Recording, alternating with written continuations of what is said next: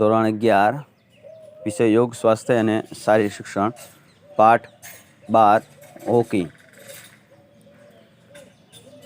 પ્રશ્ન નંબર 1 હોકીમાં હરીફના કાબૂમાં રહેલા દડાને રમવા તેની કઈ બાજુએ નજીક જઈ શકાય નહીં? એનો જવાબ છે વિદ્યાર્થી મિત્રો તેની ડાબી બાજુએથી। પ્રશ્ન નંબર 2 હોકીની રમતની શરૂઆત કયો ખેલાડી કરે છે? એનો જવાબ છે વિદ્યાર્થી મિત્રો સેન્ટર ફોરવર્ડ ખેલાડી।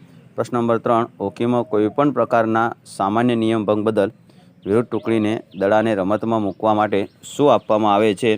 એનો જવાબ છે વિદ્યાર્થી મિત્રો ફ્રી હિટ। પ્રશ્ન નંબર 4 ભારતમાં આધુનિક હોકીની શરૂઆત અંગ્રેજ લશ્કરી અધિકારીએ કોલકાતામાં ક્યારે કરી હતી? એનો જવાબ છે વિદ્યાર્થી મિત્રો ઈસવીસન 1885માં। પ્રશ્ન નંબર 5 હોકીની રમતમાં કયું કૌશલ્ય હોકીનો આત્મા ગણાય છે? એનો જવાબ છે વિદ્યાર્થી મિત્રો ડ્રિબલિંગ। પ્રશ્ન નંબર 6 હોકીમાં ફટકો મારતા પહેલાં કે પછી હોકીના કોઈપણ ભાગ શરીરના કયા ભાગથી ઊંચાઈથી ઉપર જવો જોઈએ નહીં? એનો સાચો જવાબ છે વિદ્યાર્થી મિત્રો ખભાથી। પ્રશ્ન નંબર 7 હોકીની રમતનો સમય કેટલો હોય છે? એનો સાચો જવાબ છે વિદ્યાર્થીઓ 35 મિનિટનો 1 એવા 2 અર્ધ સમય। પ્રશ્ન નંબર 8 ઓલિમ્પિક રમતોત્સવમાં હોકીની રમત પ્રથમ વખત ક્યારે દાખલ થઈ હતી? એનો જવાબ છે વિદ્યાર્થી મિત્રો ઈસવીસન 1908માં। પ્રશ્ન નંબર 9 હોકીમાં નજીકના અંતરે ઉભેલા પોતાના વિલ્લુને દડો આપવા માટે કયા કૌશલ્યનો ઉપયોગ કરવામાં આવે છે? એનો જવાબ છે વિદ્યાર્થી મિત્રો પુશિંગ। પ્રશ્ન નંબર 10 હોકીમાં દડા સાથે આગળ વધી એટેક કરવા માટે કયા કૌશલ્યનો ઉપયોગ કરવામાં આવે છે? એનો જવાબ છે વિદ્યાર્થી મિત્રો ડ્રિબલિંગ। પ્રશ્ન નંબર 11 હોકીની રમતમાં એક ટુકડીમાં કેટલા અવેજી ખેલાડીઓ હોય છે?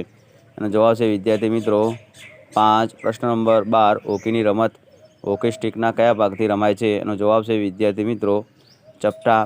પ્રશ્ન નંબર 13 બચાવવા પક્ષના કોઈપણ ખેલાડી સ્ટ્રાઇકિંગ સર્કલમાંથી દડો ગોલમાં જતો હોય ત્યારે ઇરાદાપૂર્વક નિયમ ભંગ કરીને દડાને રોકે તો કયા આક્રમણ પક્ષને તક અપાય છે? એનો જવાબ છે વિદ્યાર્થી પેનલ્ટી સ્ટ્રોકની। પ્રશ્ન નંબર 14 ભારતમાં અખિલ ભારતીય હોકી એસોસિએશન ક્યારે અસ્તિત્વમાં આવ્યું? એનો જવાબ છે વિદ્યાર્થી મિત્રો ઈસવીસન 1925થી 26માં। પ્રશ્ન નંબર 15 હોકીમાં હરીફ ખેલાડી પાસેથી દડો આંચકી લેવા માટે કયું કૌશલ્ય ઉપયોગમાં લેવાય છે? એનો જવાબ છે વિદ્યાર્થી ટેકલિંગ। પ્રશ્ન નંબર 16 ભારતે ઓલિમ્પિક રમતોત્સવમાં હોકીનો સૌપ્રથમ ગોલ્ડ મેડલ ક્યારે મેળવ્યો હતો? એનો જવાબ છે વિદ્યાર્થી મિત્રો ઈસવીસન 1928માં। પ્રશ્ન નંબર 17 હોકીના મેદાનની પહોળાઈ કેટલી હોય છે? એનો જવાબ છે વિદ્યાર્થી મિત્રો 50.29 થી 54.86 મીટર। પ્રશ્ન નંબર 18 હોકીના મેદાનમાં સ્ટ્રાઇકિંગ સર્કલ દોરવા માટે કેટલી ત્રિજ્યા લેવામાં આવે છે? એનો જવાબ છે વિદ્યાર્થી મિત્રો 14.63 મીટર। પ્રશ્ન નંબર 19 હોકીની રમતમાં ગોલના બે થાંભલા વચ્ચેનું અંતર કેટલા મીટરનું હોય છે? એનો જવાબ છે વિદ્યાર્થી મિત્રો 3.66 મીટર। પ્રશ્ન નંબર 20 હોકીની રમતની શરૂઆત કયા કૌશલ્યથી થાય છે? એનો જવાબ છે વિદ્યાર્થી મિત્રો બેક પાસથી। પ્રશ્ન નંબર 21 હોકીની રમતમાં એમ્પાયરોની સંખ્યા કેટલી હોય છે? એનો જવાબ છે વિદ્યાર્થી મિત્રો 2। પ્રશ્ન નંબર 22 હોકીમાં દડાને સામા પક્ષના ખેલાડીના માથા કરતાં વધારે ઊંચો ઉછાળી પોતાના વિલ્લુ તરફ મોકલી આપવાના કૌશલ્યને શું કહેવામાં આવે છે? એનો જવાબ છે વિદ્યાર્થીનું સ્કૂપિંગ। પ્રશ્ન નંબર 23 ભારતે કયા સ્થળે યોજાયેલી ઓલિમ્પિક રમતમાં હોકીની સ્પર્ધામાં ભાગ લીધો? એનો જવાબ છે વિદ્યાર્થી મિત્રો ઓમેસ્ટેડમ ખાતે। પ્રશ્ન નંબર 24 ઈસવીસન 1928માં ઓલિમ્પિક રમતમાં હોકીની સ્પર્ધામાં કયા દેશને હરાવી ભારતે ગોલ્ડ મેડલ મેળવ્યો? એનો જવાબ છે વિદ્યાર્થી મિત્રો હોલેન્ડ। પ્રશ્ન નંબર 25 હોકીની રમતમાં એક ટુકડીમાં રમનારની સંખ્યા કેટલી હોય છે? એનો જવાબ છે વિદ્યાર્થી મિત્રો 11। પ્રશ્ન નંબર 26 હોકીની રમતમાં 2 અર્ધ સમય વચ્ચે કેટલી મિનિટનો વિરામ હોય છે? એનો જવાબ છે વિદ્યાર્થી મિત્રો 5 મિનિટ। પ્રશ્ન નંબર 27 ફ્રી હિટનો ઉપયોગ ક્યારે કરવામાં આવે છે? એનો જવાબ છે વિદ્યાર્થી મિત્રો રમત દરમિયાન સ્ટ્રાઇકિંગ સર્કલની બહાર કોઈપણ ખેલાડી ફાઉલ કરે ત્યારે।